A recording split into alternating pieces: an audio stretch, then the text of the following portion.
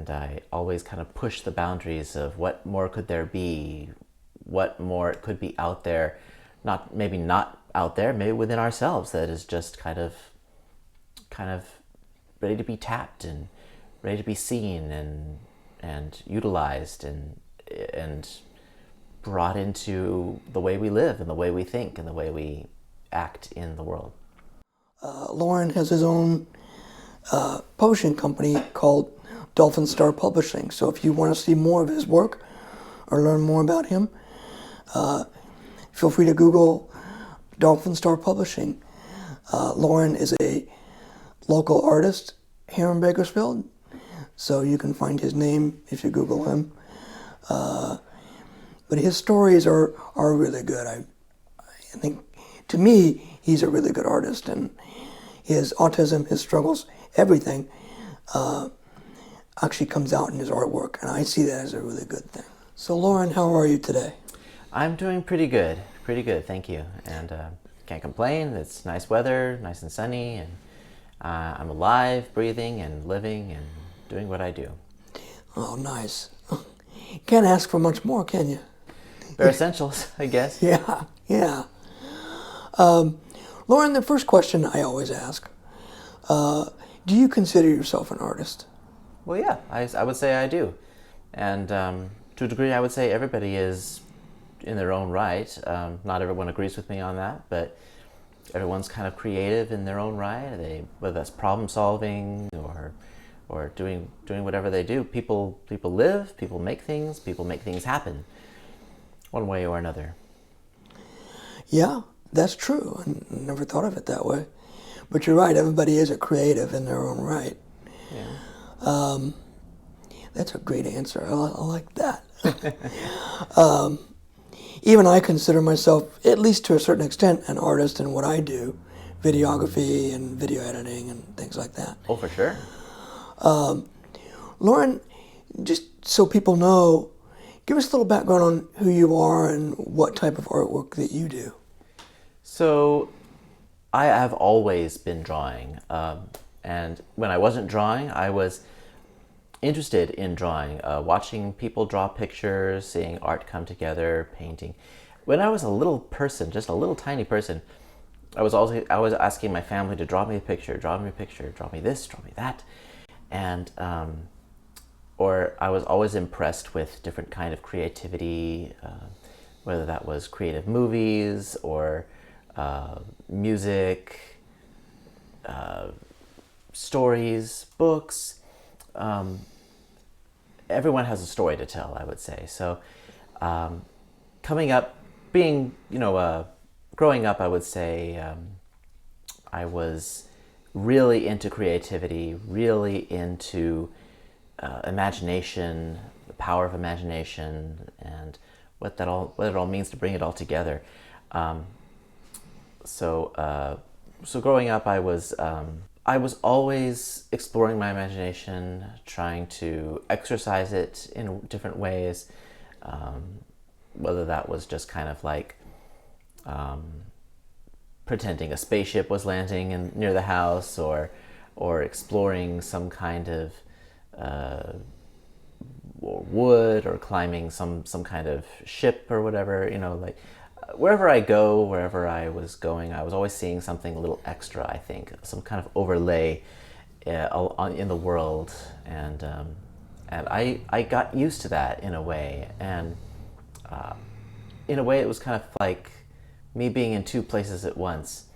I was in the real world, and I was also in somewhere else, there was some kind of overlay I experienced. So I guess when it comes to artwork that I do or things that I make, I like to portray those different worlds, that kind of overlay, that sense of this extra dimension of creativity and insight and imagination. And so a lot of the artwork I do tends to be very imaginative. It's very fantasy based and creative. It's always going somewhere else, but it's also grounded in the familiar. Of course, it's There's aspects in my artwork and creativity, and both in what I do for myself and for my clients, that I guess that's just the nature of art. You are creating something that is familiar, but is larger than life.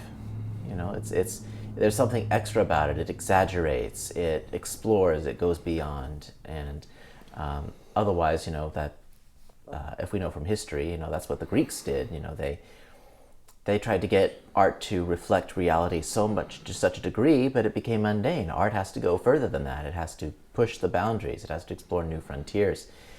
And so that's what I do in my own work a lot. I go back to those roots in my imagination and exploring my imagination, and I always kind of push the boundaries of what more could there be, what more could be out there, maybe not out there, maybe within ourselves, that is just kind of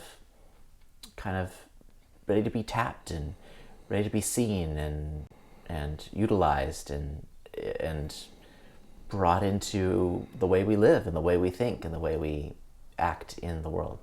Tell us about your clientele and what you do for them. Yeah, so a lot of the clients I get, I would say, are a lot like me. So it's good to have that kind of synergy.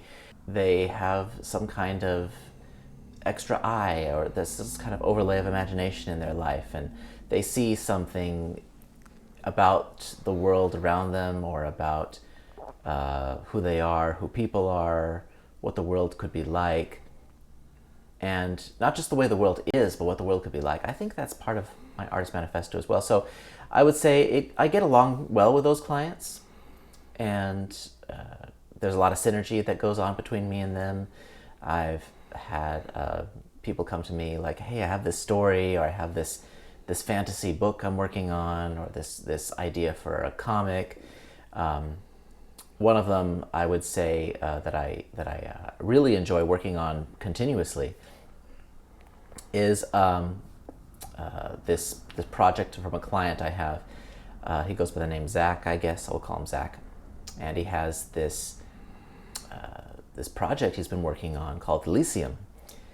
And I have been doing a lot of art for Elysium, and I love doing art for Elysium for what he does. And this idea of heroes, and the idea that heroes are not gone, not giving up, continuously doing your best to be your best, not just for yourself, but for others, and believing that there's good in the world that's worth fighting for. And even if things look very bleak, you don't surrender that, and you train yourself to use all your talents, all your abilities, what you're good at, work together with friends. You know, the Elysium, my client Zach, he has this really interesting vision about this fantasy world and its characters and creatures, and I think it's something that really speaks to me, and I think it's something that could use more exposure. I guess that's why I just give so much and put a lot of my love and effort with him in Elysiums to make that happen, because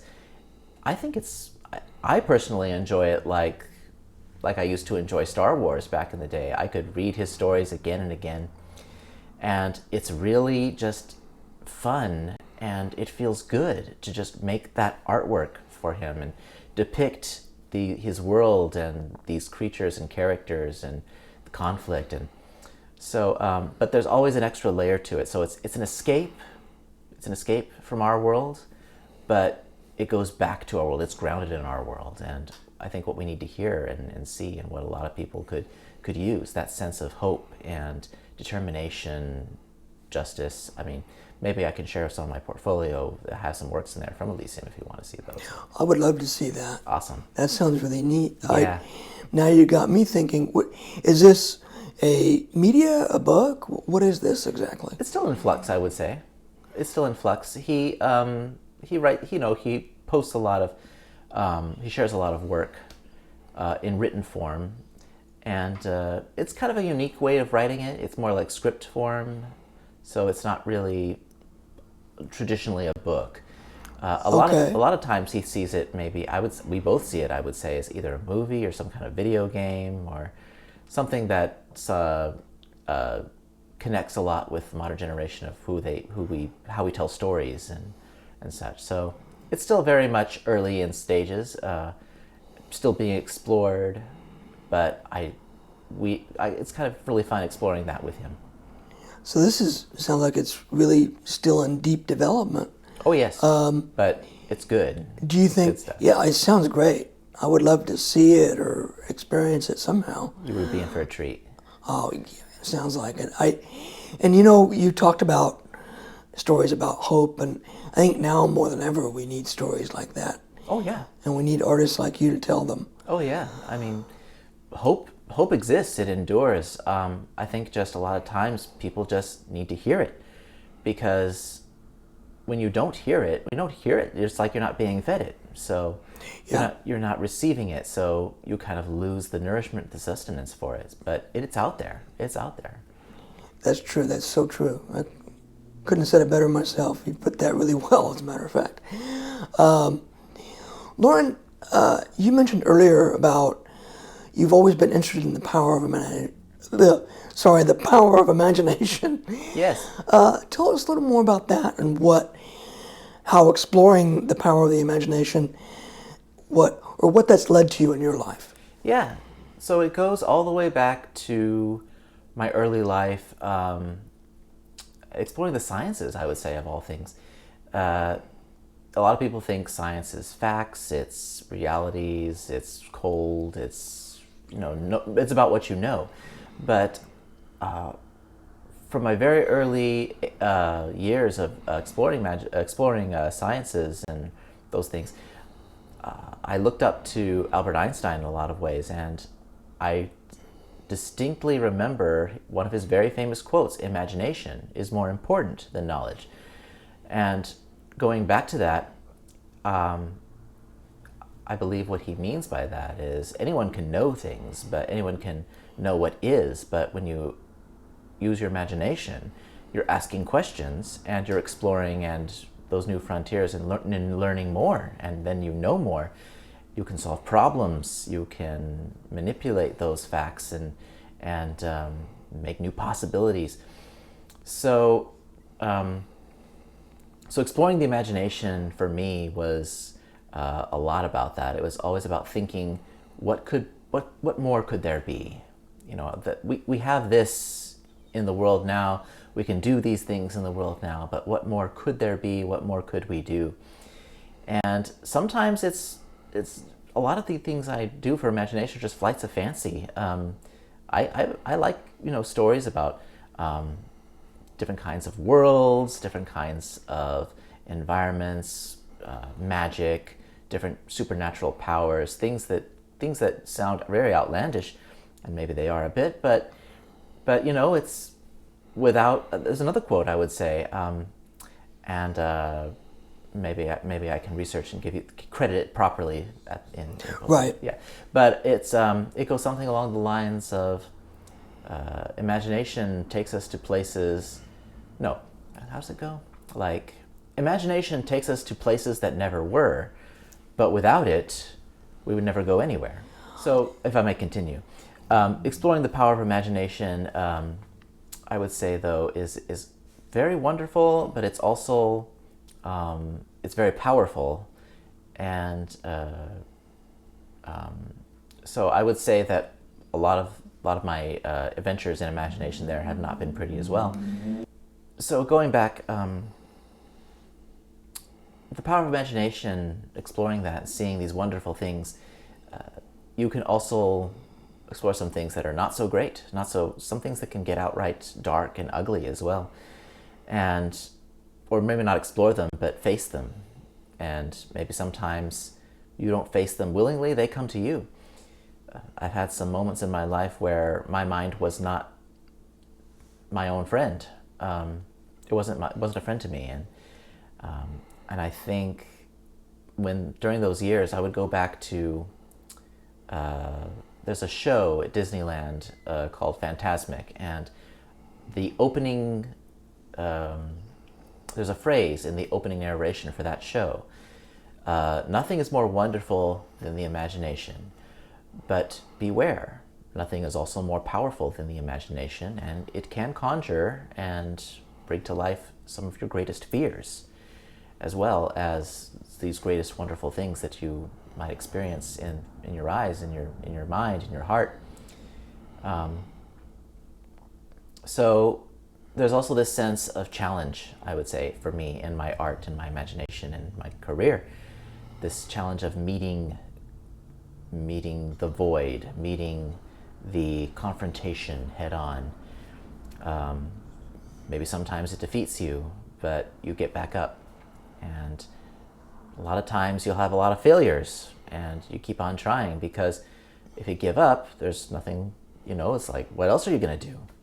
I find myself often wanting to give up on a lot of things, but I just don't, because you get to a point that you go, well, what do I have to lose by trying? So let me keep trying and see if I can achieve that. Exactly. Whatever that goal may be. Yeah.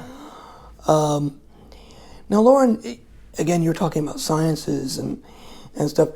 I know that you've created a robot. I remember seeing it, God, about 5 years ago. Tell us about that.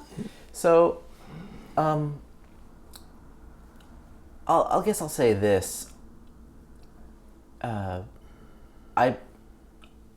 My third grade teacher, for instance, she says from her experiences that when I was in her class, I seemed to be exercising both sides of my mind, and she seemed she expresses that she observed me exercising quite strongly both my artistic side and also some of the logical and problem-solving side. And I think a lot of that goes into Nina, my robot. She's like a little experimental robotics platform of mine. I originally created her as a way to explore how humans and robots could explore interacting with each other, see what kind of conditions. I originally created Nina to see how a human could interact with a robot more personally, and how a robot could respond to humans more personally. I was interested in the idea, as I'm sure a lot of people are, especially people who come from science fiction backgrounds, to see robots and other kind of machines integrated with humans more personally. And I wanted to also see if there could be a practical use for that. Having autism myself, I was diagnosed when I was 14 with Asperger's syndrome. I wanted to see, would it be possible for something so friendly and non-judgmental and comfortable as a robot, designed to be so, to help humans with communication difficulties kind of come out of their shell and being more comfortable communicating with a robot.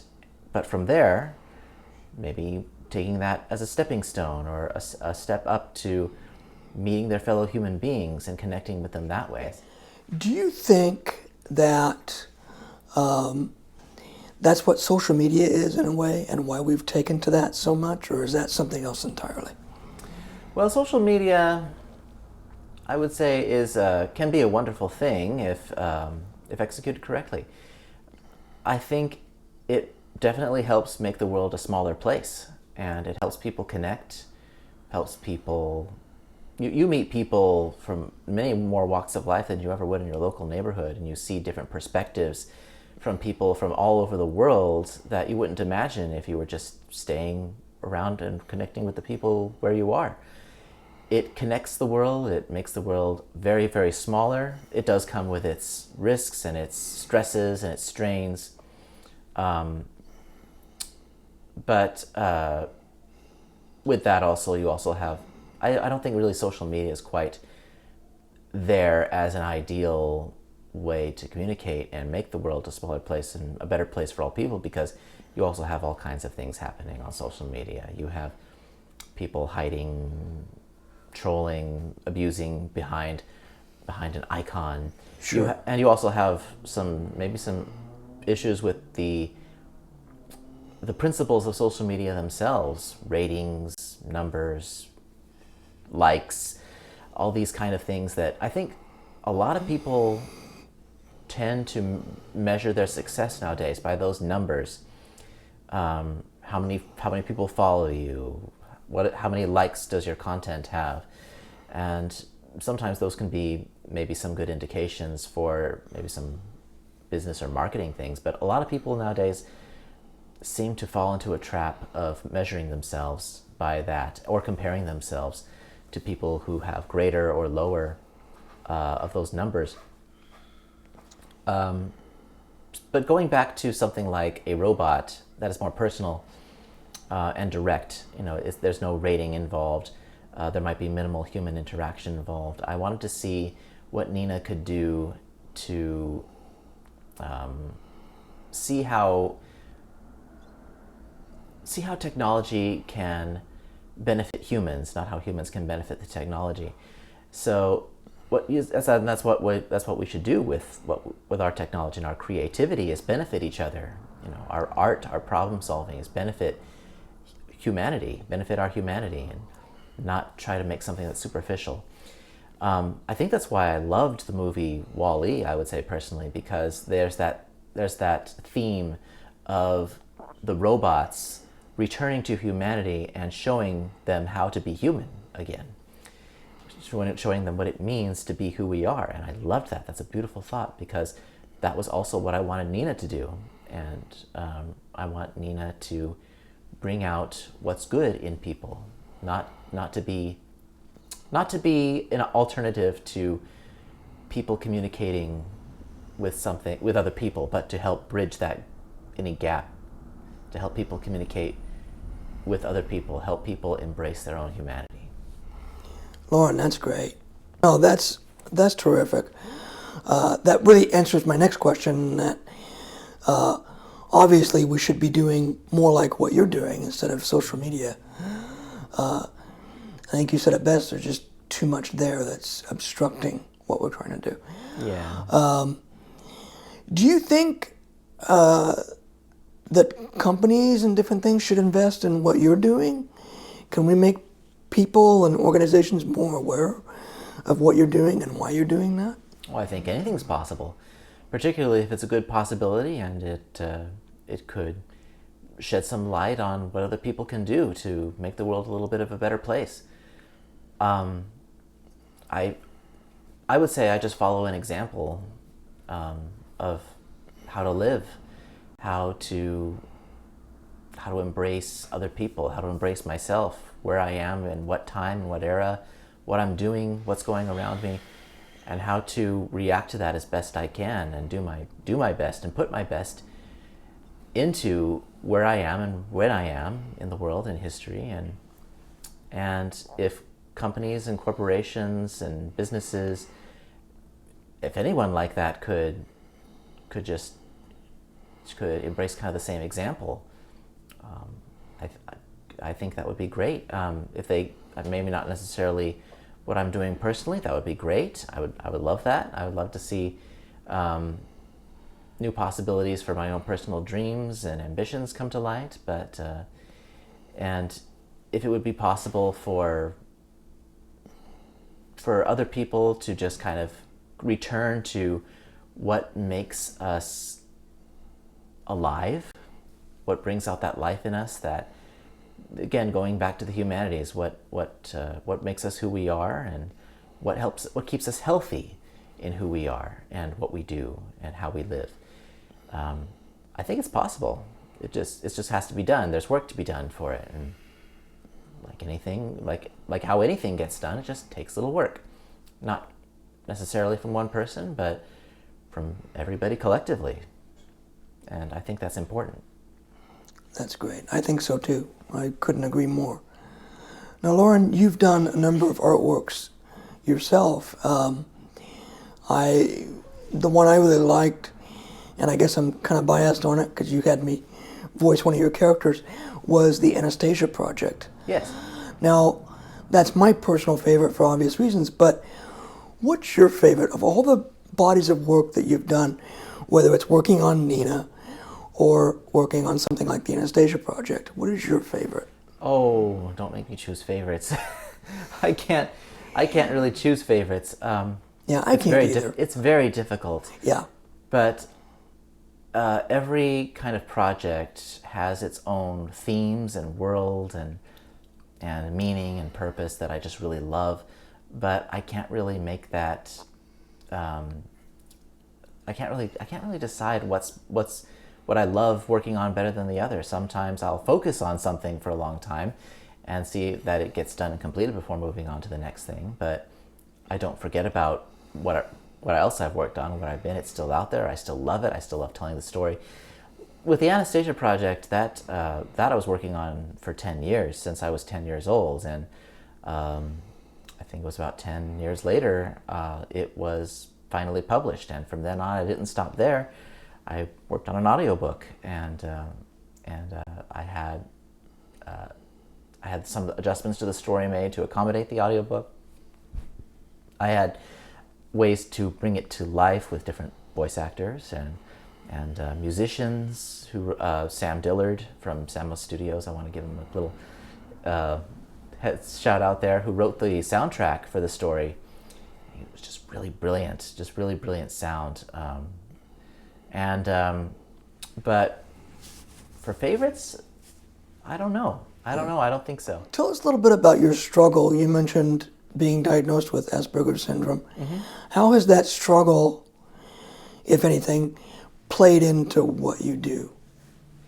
So, having Asperger's syndrome, or being on the autism spectrum, or having any kind of developmental disability or such, definitely, I think it can definitely influence your outlook on life, who you are, and what you do, what you're capable of, and who other people are, and how you connect with them. So I'm sure a lot of people feel this sense of disconnection with autism or ASD or any kind of developmental disability, physical, mental, emotional, whatever that be. And I kind of was the same. I had this sense of disconnection. And at first I wasn't even aware of it. I didn't register that I was disconnected in a lot of ways from a lot of people. Sometimes I thought I was connected, that I was on the same page with people, and I had to learn that I wasn't. One example I would say would be if I'm telling a joke, or I think I'm telling a joke, and they start laughing, I get that reaction. And there was one instance where I was doing that, and someone had to explain to me, Loren, they're not laughing with you, they're laughing at you. And I was like, oh, something clicks. And I realized that for a long time, when I thought I was connecting with people and entertaining people, a lot of those people, particularly younger people, I guess, when I was young myself, I was more of the joke to them, or you were the joke as opposed to telling the joke. Yeah, and I wasn't even aware of it. Yeah. So that was the first part of being disconnected with other people that was brought out, I think, from just my struggles with being on the autism spectrum disorder. Later on, I would also realize that I'm getting different glares or stares because of what I do and what I need to do that I didn't see anyone else doing. In school, I had to stim a lot. Stimming, for anyone stims, it's a term we use for repetitive motor activity, or some kind of activity that we do to I guess vent some extra stimulation inside us. For me, that was flapping my hands a lot, shaking my arms. Sometimes people pace or do different things to stim, and people would see me doing that, and I didn't know what to tell them. I didn't know how to explain it to them. My fellow students, my teachers, kids in the neighborhood, my family, Even for a while, I think my pediatrician couldn't really explain it as well. And so that was another part of disconnection that I felt with the community, with humanity, I would say, is I get this sense that I'm farther away from other people, or there's this detachment that I can't relate to people as other people kind of expect me to, or other people can with each other. So I guess there's a theme there. There's a theme here, is embracing who you are, embracing your community, the world, how you see yourself, how you see other people, what you're doing in the world, and what your purpose is. And I think a lot of that goes into another book that I wrote, is Underwing, feeling this disconnection, feeling this almost rejection, maybe. It's also just understanding who you are, knowing for sure if you're someone good, if you're something good, if you deserve to be in the world and what you do. And a lot of my, as you know, a lot of my experience with autism are reflected in the Anastasia Project. Particularly the depressing sides of it was the loneliness, the confusion, the need for answers. In Underwing, a lot of my autism goes into there too, is for understanding who you are and trying to connect with the world, trying to ground yourself and anchor yourself in the world, and having that trust in yourself that you are someone that the world needs. And everyone is someone that the world needs, I think. Now, do you think that's in a lot of your stories, or maybe even all of your stories to their own extent? I would say so, yeah. It's a principle of living, of the human condition. So I would say it is in all of my stories, and maybe even a little bit of all of my work. Well, Loren, I'm sorry you have to struggle with that, but from what I can see, that struggle has also brought you great bodies of work. Like I said, everything from Nina to all of your stories that you've written. So Loren, thank you for doing this. I'm just going to wrap this up real quick by saying I want to thank you for coming in today and doing that. So Loren, thank you for what you've done, and thank you for being here today. Thank you very much, Jared. Thanks. Take care.